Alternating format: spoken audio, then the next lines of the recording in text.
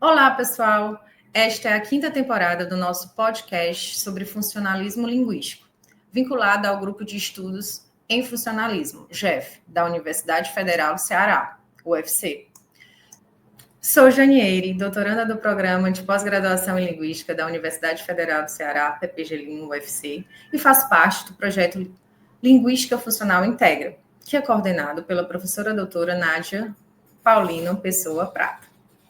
Hoje entrevisto a professora doutora Miriam Royer, pesquisadora integrante do grupo de pesquisa Corpus de Libras. Ao longo desta entrevista, contamos com o apoio dos intérpretes Isabela e Marcos, garantindo o acesso em Libras. Para dar início, apresento um breve panorama da trajetória acadêmica e profissional da professora Miriam Royer. Bom, atuou como professora de Linguística da Língua Brasileira de Sinais, Libras, na Universidade Federal do Cariri e como atriz na série Crisálida. Concluiu o ensino médio na modalidade de formação de docente, com curso de magistério no Colégio Estadual Eduardo Micheles, em Missal, Paraná. Além disso, é formada em Letras Libras pela Universidade Federal de Santa Catarina, com mestrado e doutorado em Linguística pelo Programa de Pós-Graduação em Linguística, PPGL, da mesma universidade. Sua pesquisa concentra-se na área de sintaxe em Libras, com o objetivo de analisar as estruturas sintáticas produzidas nessa língua, utilizando corpos da Grande Florianópolis e corpus nacional. Participa como pesquisadora do projeto de pesquisa Inventário Nacional de Libras, de 2014 até o presente, e possui experiência na área de transcrição, utilizando o software Elan, desde 2014. Olá, professora, seja bem-vinda ao nosso podcast sobre funcionalismo linguístico. É um prazer tê-la aqui conosco. O tema de hoje é ordenação das orações em Libras. Para a gente começar, professora, eu gostaria de saber por que você escolheu a abordagem funcionalista para a sua pesquisa?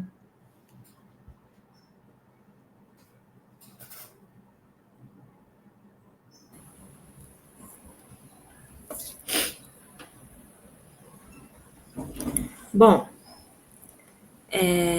quando eu estava ainda na graduação do curso de Letras Libras, eu fiz uma disciplina, que era a disciplina de Sociolinguística, e no início da disciplina, a professora solicitou que a gente fizesse uma atividade, né? Fizesse uma entrevista com alguns surdos, e eu escolhi fazer sobre orações, né? A ordem das orações. A ordem SVO, que é a ordem canônica, né? E como essa ordem poderia ser modificada. E aí, isso no uso, né? Porque nas línguas orais, geralmente, o objeto vem primeiro do que o sujeito, né? E na língua de sinais, a gente vem muito o sujeito primeiro. E aí,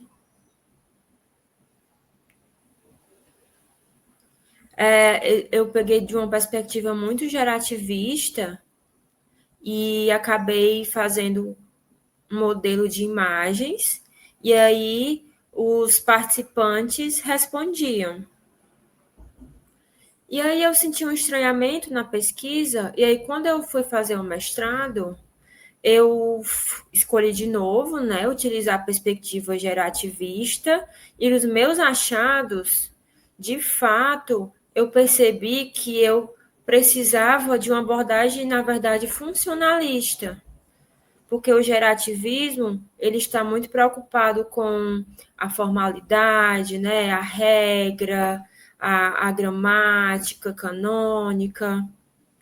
E aí eu vi que a perspectiva que eu, de fato, acredito, de análise de corpos em Libras, ela vai de uso espontâneo da fala do sujeito, né?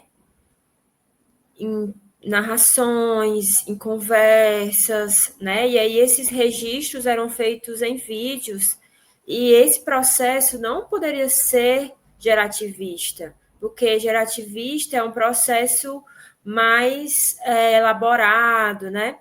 Enquanto o funcionalismo é algo mais espontâneo. Então, foi por isso que eu escolhi trabalhar com essa abordagem funcionalista.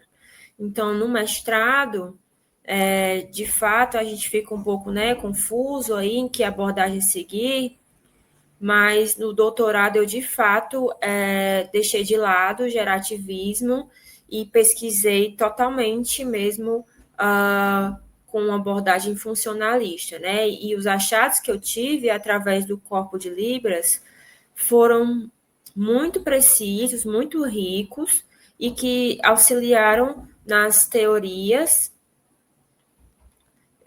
A gente também tem Neves 2021, que fala que a produção espontânea ela é de acordo com a questão mais natural, então é uma questão mais funcionalista mesmo. Então, produções espontâneas precisam dessa abordagem mais funcionalista. Certo, professora. E como você descobriu o caminho da pesquisa durante o mestrado, ROIA 2019, e o doutorado, ROIA 2023?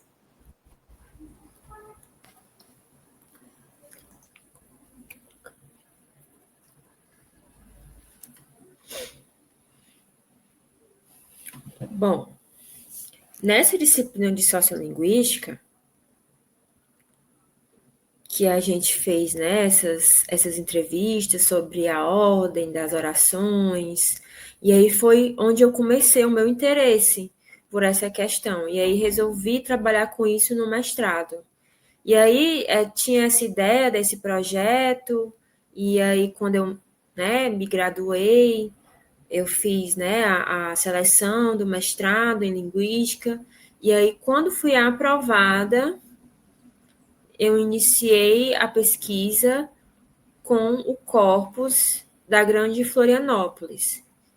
Então, eu acabei desenvolvendo a pesquisa e tendo muitos achados importantes, e a gente utilizou o Elan, né, para essa transcrição, e ajudou muito a gente encontrar diversas questões que a gente antes não percebia, que as pesquisas ainda não tinham encontrado.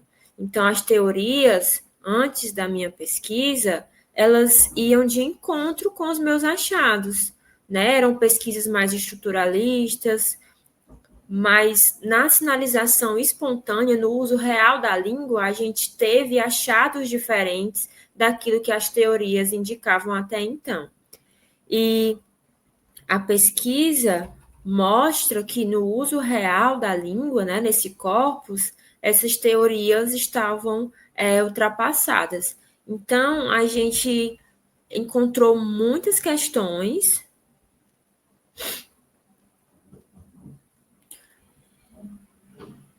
A gente encontrou também a questão do argumento nulo, a questão do sujeito nulo nas orações,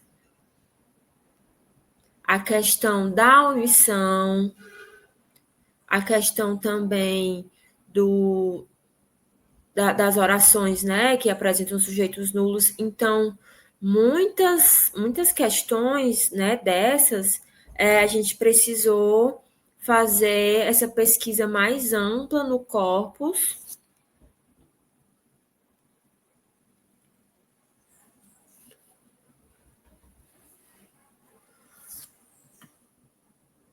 Nessas questões do argumento nulo. Então, a gente, junto com a professora Ronice, que é a minha orientadora, nós sabíamos que o mestrado seria pouco tempo para a gente investigar essa questão do argumento nulo, e aí a gente ia deixar mais para o doutorado, né, para se deter mais sobre isso.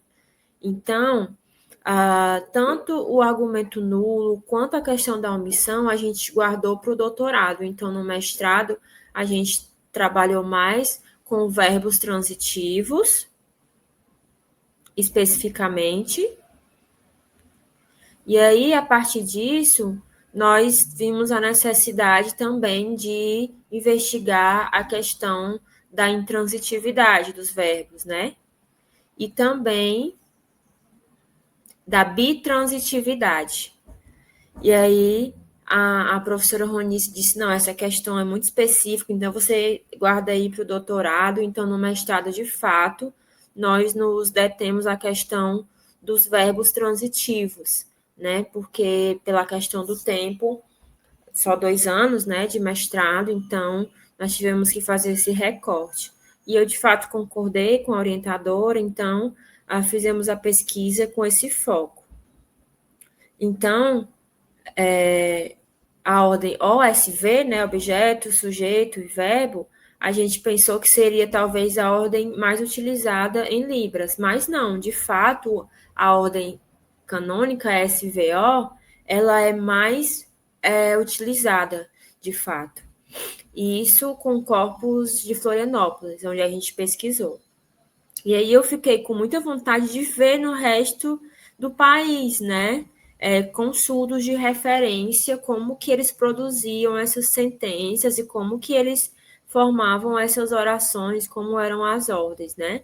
E aí nós, então, incorporamos na pesquisa essas questões do sujeito nulo que a gente tinha guardado ali para o doutorado.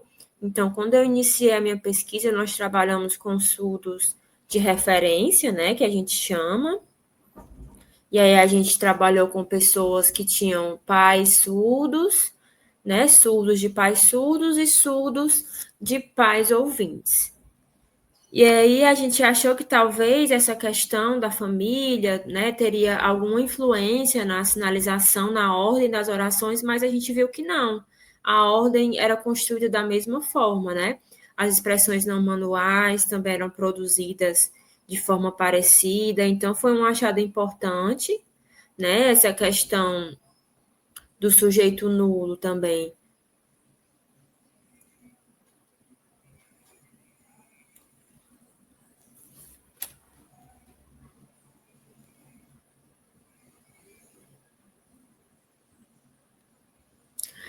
E aí a questão da ordem das palavras, muitos teóricos falavam que haviam 6 formas de completar, né, de construir essas orações. Mas com a análise do corpus, a gente não encontrou só 6 formas de construção de orações.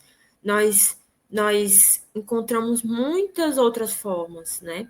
A questão da transitividade, a questão do sujeito nulo, a questão do verbo e o objeto, por exemplo, esse sinal, né? Essa frase, comer maçã, em que o verbo está junto do sujeito,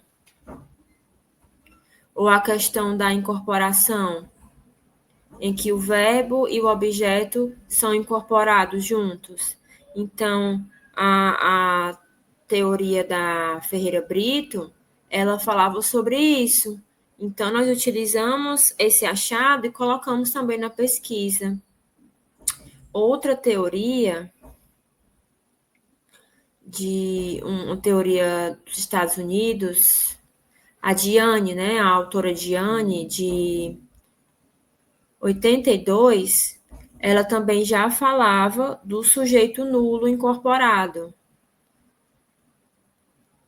na questão da ordem das palavras. E aí a minha pesquisa concorda com o argumento dela. Então, nós incorporamos esses achados que já existiam, teóricos, né? E também apresentamos as novas estruturas possíveis, né, de serem utilizadas na Libras. Então, a gente encontrou muito mais do que 6 ordens de palavras. E o Elan, ele nos auxiliou muito nesse processo dessas descobertas, né, para que a gente pudesse, então, dar desenvolvimento à pesquisa. Professora, agora entrando em um ponto mais específico. De que modo a Libras utiliza a organização espacial e as expressões faciais para marcar elementos de foco, informação nova e informação dada no interior da oração?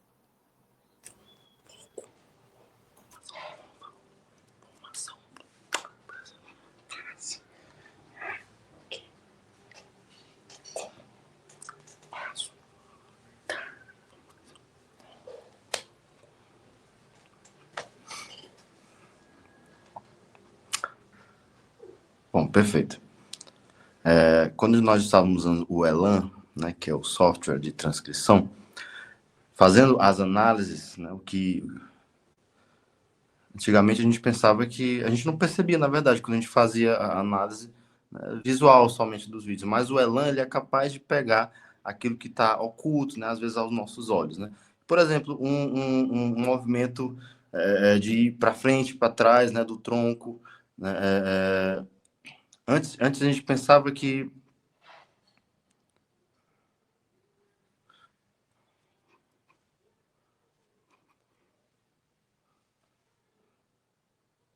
pronto, nós temos aqui na face, né, nós temos a parte superior, né, que é a parte dos olhos, né, e da testa também. E também temos a parte, né, inferior, né, que é onde você encontra os lábios, né, também. E numa frase, essas duas partes, né, elas podem mudar. Por exemplo, uma pergunta, né, tem um movimento das sobrancelhas que indicam isso, né, que a expressão das sobrancelhas ela muda também. A expressão labial, né, também ela pode mudar. Por exemplo, se você está falando de uma casinha, né, os seus lábios indicam isso de alguma forma, tá? Você falando de uma casa mais, né, expansiva, uma casa maior, os lábios também podem indicar isso. E eu fiquei pensando nessas coisas, realmente isso acontece, né? E na hora de analisar, de fato, né, eu estava certo, a minha teoria se provou correta, porque o Elan encontrou tudo isso, né?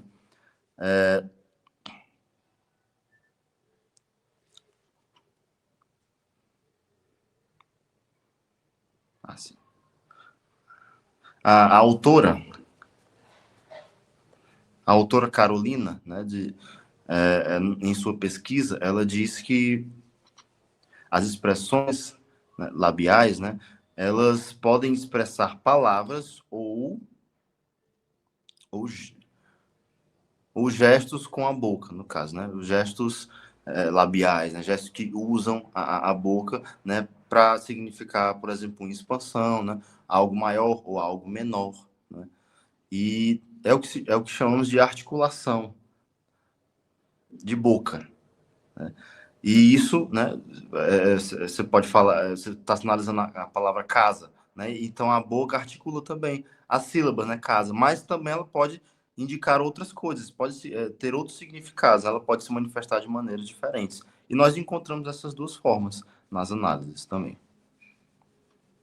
Sinal de... esse sinal aqui, tá? Nós temos dois significados para esse sinal, tá? Nós temos o sinal de discutir, né, que é esse, tá?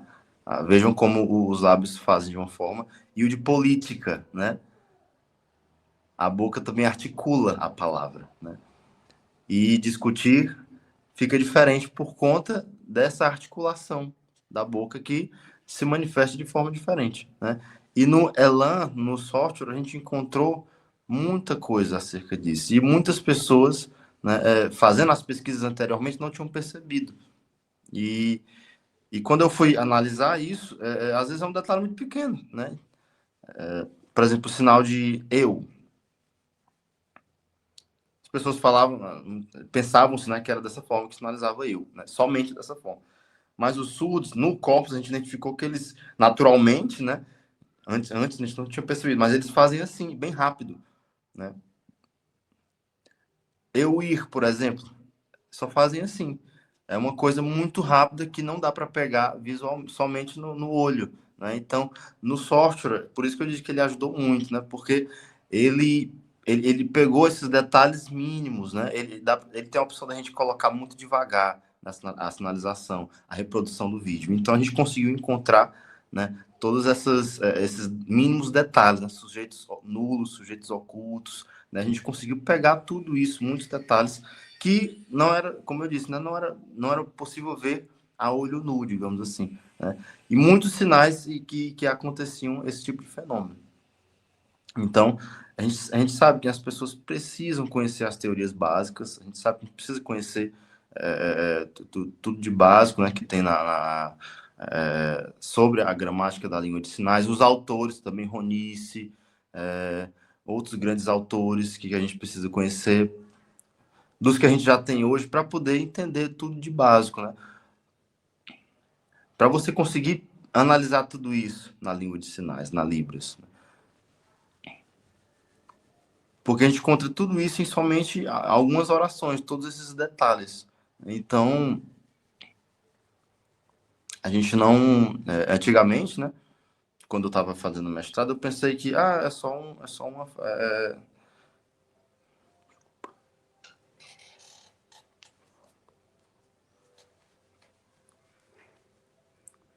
Bom, antigamente, quando eu estava no meu mestrado, quando eu estava pesquisando, né, as orações, né, eu pensava que a gente poderia ter apenas uma dúvida, né? Mas a Ronice me falou, né?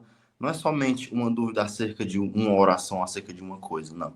A gente precisa investigar, né? Aquilo que tá implícito muitas vezes, né? Então, cada sinal tem muita informação que a gente pode, né, tá investigando e pegando esses pequenos detalhes, né? E o Elan foi o software que me ajudou a pegar esses pequenos detalhes, né?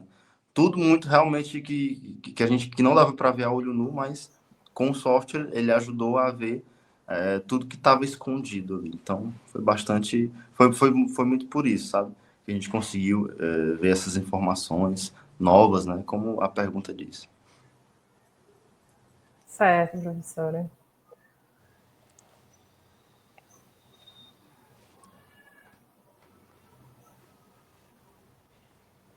Professora, dê exemplos que evidenciem como a organização das orações pode variar em função do contexto social.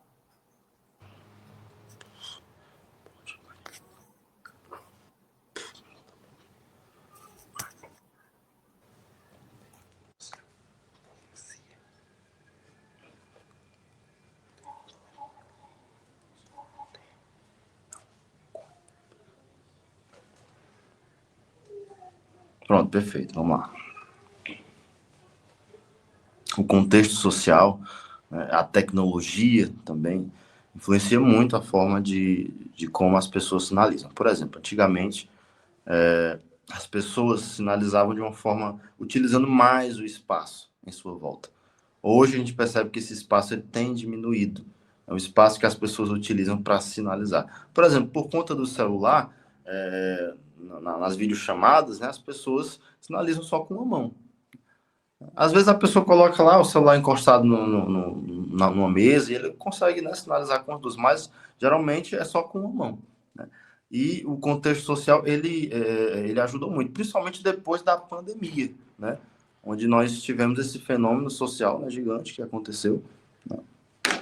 E antes da pandemia, né, os surdos se encontravam muito presencialmente, tinham esse costume, essa cultura de se encontrar presencialmente nos locais, né, onde eles combinavam de se encontrar, mas com a pandemia eles foram obrigados a se comunicar por videochamada, utilizar muito as videochamadas no celular, no computador, né, e muitos termos surgiram daí, né.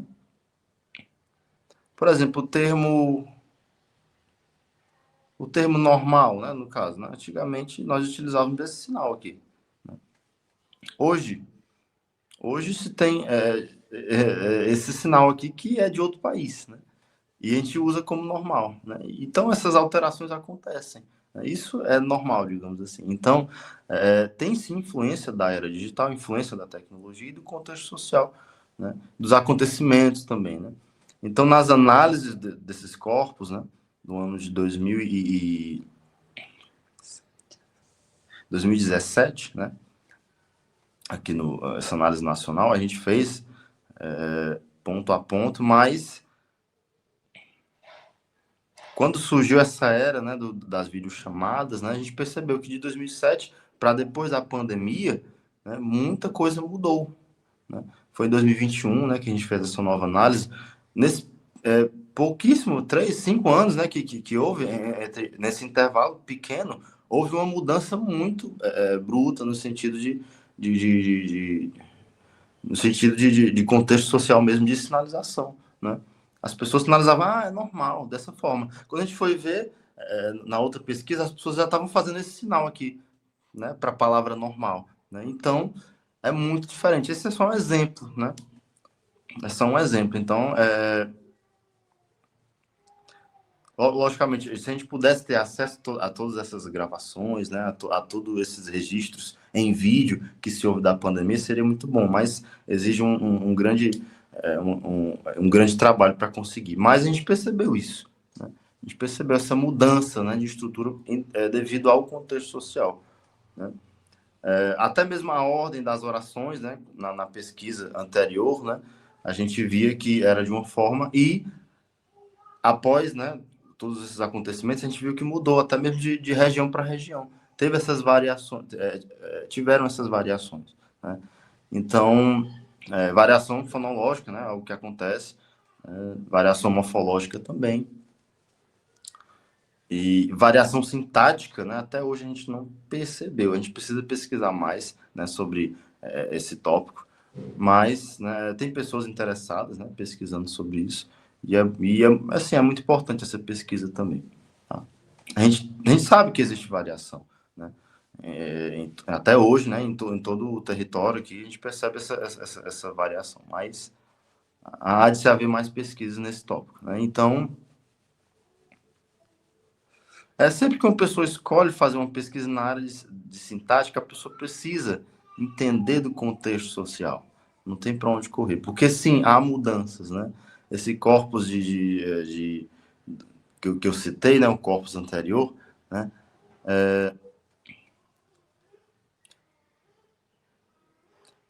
O de Florianópolis, né? A pesquisa é de 2014 e 2015, né? E esse e deveria se realmente ter um registro novamente, né, para se fazer uma pesquisa em 2025, para ver o que mudou, né? Para ver como foi que ocorreram essas alterações no decorrer de 10 anos. Seria muito bom, né? Ainda não há essa pesquisa, mas é uma boa ideia de pesquisa, né, para ver a influência, né, desses acontecimentos, né, do meio do contexto social, como foi dito aqui, o que mudou aqui em Florianópolis, por exemplo.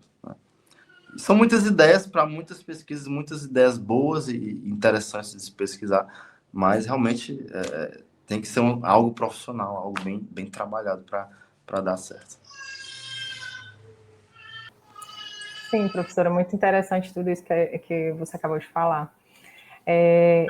Estamos chegando ao final do nosso podcast e para fechar nosso ciclo de perguntas, professora, eu gostaria de saber como a ordenação das orações em Libras pode ser ajustada para refletir diferentes intenções comunicativas, como contraste, comparação ou ênfase.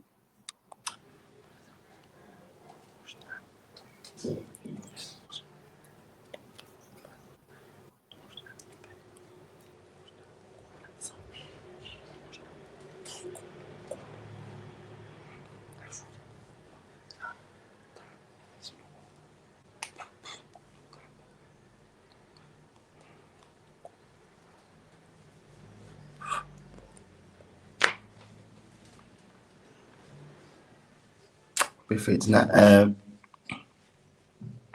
Nessa pesquisa que eu fiz, eu encontrei, né, 4 pessoas surdas que, ao analisar, né, cada uma delas, eu vi o sinal de comunicação. Eu percebi esse sinal aqui. Ok, tem esse sinal de comunicação, sinal de verbo, né, interagir, comunicar, interagir. Também um outro sinal, um outro verbo, né, identificado é o de sinalizar, né, que é assim. E eu vou mostrar um exemplo, né, com o verbo sinalizar, por exemplo. Muitas pessoas confundiam, né, essa sinalização desse verbo, né? O movimento ele é circular, né, como eu estou mostrando aqui para vocês, tá?